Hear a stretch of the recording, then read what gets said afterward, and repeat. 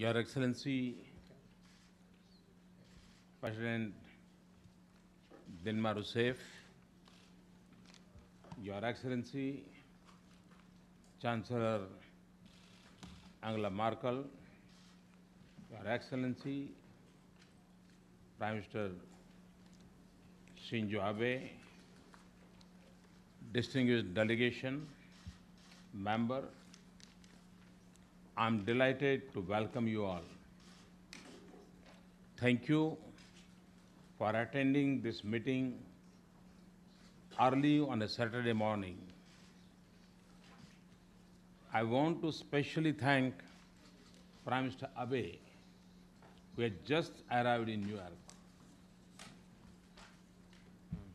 The subject of reforms in the United Nations Security Council has been the focus of global attention for decades. Unfortunately, without progress so far. Our group of 4 countries, G4, came together in 2004, bound by our shared commitment to global peace and prosperity. Our faith in multilateralism and our willingness to assume our global responsibilities that we need, that the world expects from us. I'm delighted that we are meeting again as heads of the government after 10 years. As I had reflected in my letter, on the 17th anniversary of the United Nations, we live in a fundamentally different world from the time the UN was born. The number of member states has grown fourfold.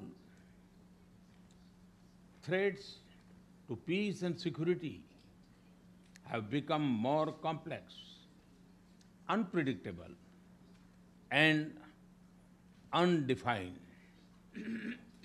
In many ways, our lives are becoming globalized, but fault lines around our identities are growing.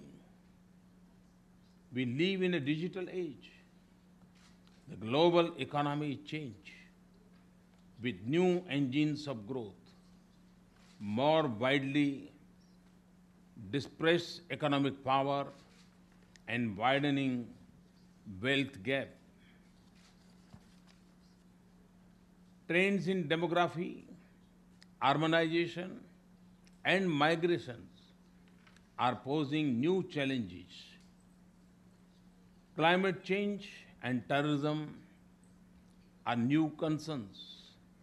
Cyber and space are entirely new frontiers of our opportunities and challenges. Yet, our institutions, approaches, and often mindsets reflect the wisdom of the century we have left behind, not the century we live in. This is especially true of the United Nations Security Council. The reform of the Security Council within a fixed time frame has become an urgent and important task. The Security Council must include the world's largest democracies, major locomotives of the global economy, and voice from all the major countries. It will carry greater credibility and legitimacy and will be more representative and effective in addressing the challenges of the 21st century. After decades, we finally see some moment.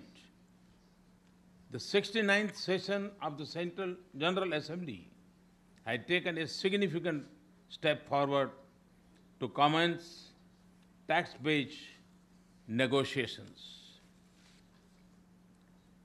This would not have been possible but for the dynamic leadership of His Excellency Mr. Srem Patricia and Ambassador Courtney Rattray.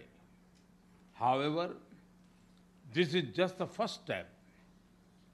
We should aim to take this process to its logical conclusion during the 70th session. I am confident that our meeting today will give a big impetus to our efforts in this direction.